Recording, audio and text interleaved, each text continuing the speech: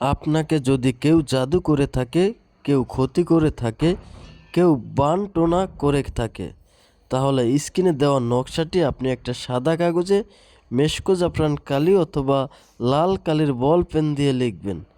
এরপরে এই নকশাটি আপনি একটা মাদলিতে ভরে ভালোভাবে মোম দিয়ে আটকিয়ে সেটাকে আপনার হাতে ব্যবহার করবেন।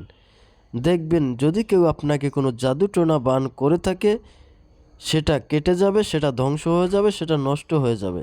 এছাড়াও যদি কেউ আপনাকে জাদুটোনা বান করার চেষ্টা করে, সেটা কোনো কাজেই আসবে না। কেউ আপনাকে কোনো প্রকার জাদুটোনা করতে পারবে না, আপনাকে ক্ষতি করতে পারবে না। দর্শক, অনেকেই আমার কাছে এরকম একটা তদবির চেয়েছিলেন, তাই আজকে আমি আপনাদের জন্য এই তদবিরটা নিয়ে আসলাম।